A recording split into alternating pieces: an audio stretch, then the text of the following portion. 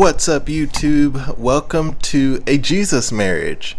Today I wanted to talk about how to have a successful marriage, and I'm actually going to read an article from Dr. Les and Leslie Parrott. They are Les is a psychologist, and his wife is a family therapist, and so they have a successful marriage, and they are also Christians. And so I wanted to take some points from this article and to actually talk about those things and offer some advice and help in our marriages. And so the first part of this article says, the secret to success in marriage. Common sense and success belong to me. Insight and strength are mine. Proverbs 8:14. A study in corporate America has something to teach couples. It compared executives who floundered and those who succeeded.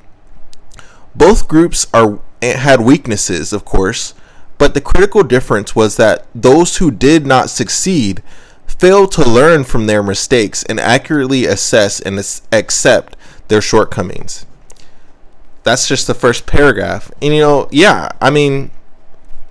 we have to learn from our mistakes, and I had mistakes where I have thought I learned, but I didn't fully learn how to navigate those problems.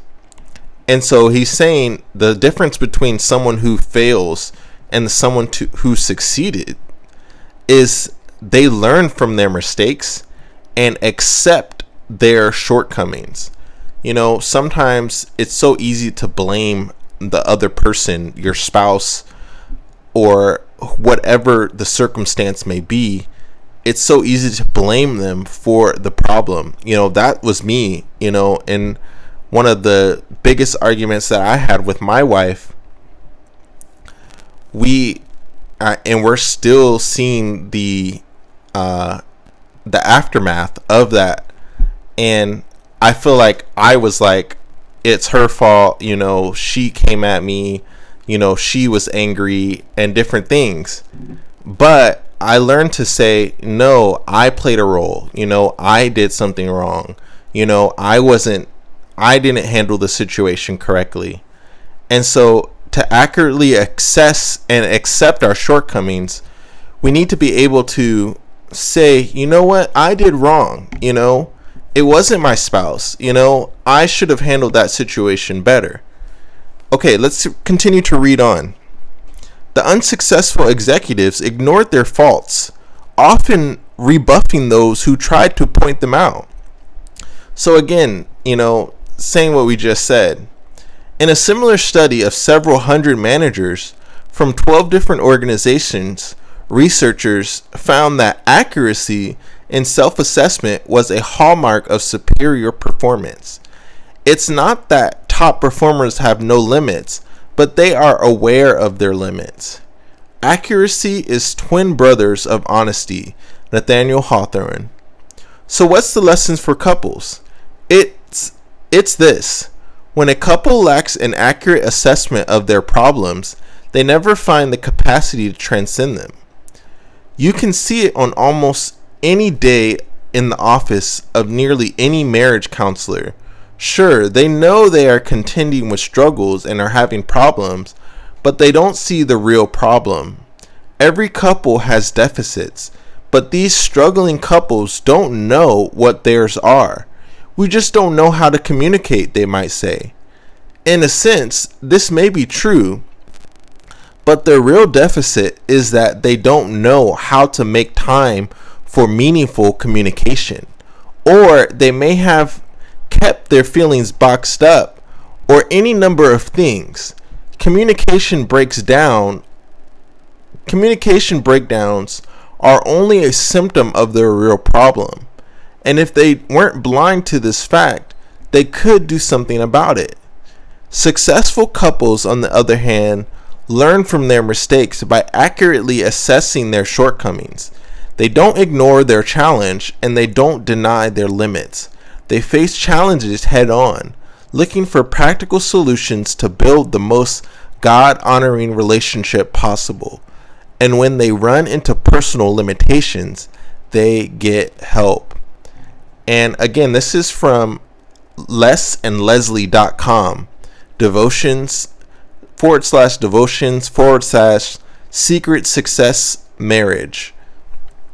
And there's a quote here that says, reflect and respond. Where do you turn to get help in your marriage? Go ahead, tell us in the comments. And some of the comments say,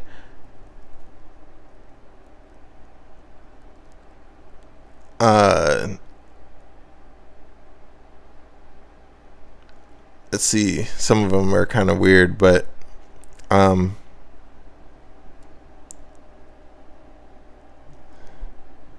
the beginning of our marriage, I didn't turn to anyone when we had problems. Now we turn to God. And because we're seeking God on a regular basis, problems don't usually catch us off guard. We also talk to each other about things that bother us so we don't harbor resentment. And we practice quick resolution so we can continue enjoying life and each other. So, I've mentioned this in another video, but I've heard this from counselors where they say that, in order to be successful, we have to be able to see where in our own self what we're doing wrong.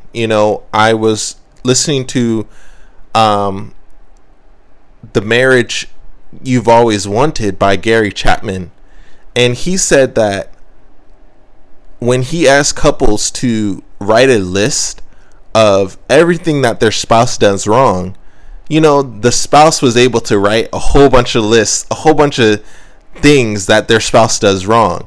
But when he asked that spouse to write what they do wrong, they had a hard time finding things. They had just a hard time discovering, what do I do wrong? And so the list was very short when they had to ask what they do. So, being able to learn from our mistakes, and then also, like this comment says, by Zena Henry, saying that we turn to God, and I think that's so important too, that we need to turn to God because, I've seen personal situations just go better when I have turned to God for help, and I've asked God, God, I really need help with this situation, and when I believe, what, God loves me, and he is helping me, and he wants to see me succeed, when I really believe that, from scriptures, it's easier to navigate that. Now, I want to get another. I want to definitely read another article. Hopefully, you're enjoying the article. A surprising predictor of marriage success. Do not let any unwholesome talk come out of your mouths, but only what is helpful for building others up according to their needs, that it may benefit those who listen. Ephesians 2:29. Did you know that how you talk about each other to your friends and family and even strangers can predict your success as a couple? That's what researchers at the University of Washington in Seattle report. A 10-year study followed 95 couples beginning 6 months into their marriages. The initial hour-long interview together probed their relationships, their parents' union, and their philosophy of marriage. More than what was actually said, researchers noted whether they expressed fondness and admiration for their partner, if they talked about themselves as a unit, if they finished each other's sentences, reference each other when they told a story, and whether what came to mind was pleasant. Turns out that couples characterized by these ways of talking about one another and their relationships are far more likely to enjoy lifelong love. In fact, with this information alone, researchers can predict with 87% accuracy whether a couple will end up divorcing. Forgive me my nonsense, as I also forgive the nonsense of those that think they talk sense. Robert Frost. Think about that. How you talk to others about your spouse and your relationship is a huge indicator of the state of your union. Even within just the first 6 months of marriage, the signs become pretty clear. The authors of the study found that couples who endure talk to others about their spouse as if they are wearing rose-colored glasses. Those who will divorce talk to others about their spouse with cynicism. How can this be? It comes down to how our attitudes shape the way we view our spouse. If you give public praise to others about your spouse, you will inevitably look more favorable upon him or her yourself. You will discover a deeper appreciation of your partner than you had before. In fact, the more opportunities you find to talk positively about your partner when he or she isn't present, the more likely you are to increase your loving attitudes and behaviors towards him or her. In other words, what you say about your spouse, for good or ill, shapes the way you think, feel, and act in your marriage. So yeah, that'll be the last article I read. Again, that's from lesandleslie.com/devotions/a surprising predictor of marriage success 2. So anyway, in order to be successful, this is also saying that we have to praise our spouse and we have to see the good things in our spouse, not necessarily always pointing out the faults of our spouse, and especially, to other people. How easy it is to, oh, my spouse does this wrong. My spouse is always doing this wrong. Oh, I wish my spouse did this better. No, you have to stop that kind of talk and realize, we have to praise our spouse and say, my spouse does this well. My spouse is doing this. And even that goes into play about honoring your mom and dad, instead of always pointing out the faults of your parents, and telling others, oh yeah, my mom struggled with this, or my dad didn't do this right. No, saying, my mom always did this right, she was always there, or my dad always supported the family, gave money to the family. Just anyway, this is not about parents right now, but in our spouse, when our spouse takes the place of our parent in a way, saying, what, Shadrika always does this right. Shadrika, she's always nice. She's always a kind person. She's always mannerable. Or that's the name of my spouse. Or, just being positive. So anyway, I hope you got something from this video. I hope that you can implement these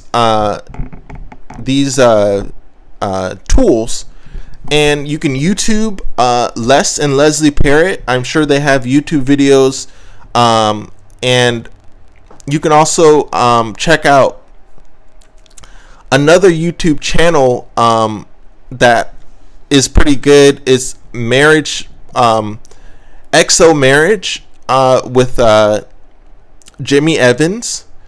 And then there's another YouTube channel that I'm blanking on right now, but I have them in my video log of where I just say I recommend this couple. I think it's Sean and Lynette. Sean and Lynette. And they have a marriage. They're African American. They kind of have a small YouTube channel like this one. But anyway, hope you found this video helpful. Hope you got something from this video. And remember to learn about marriage from maybe a doctor that's someone experienced in marriage, and continue to get wisdom about marriage in order to be successful. So thanks for watching, and I'll talk to you later. See ya.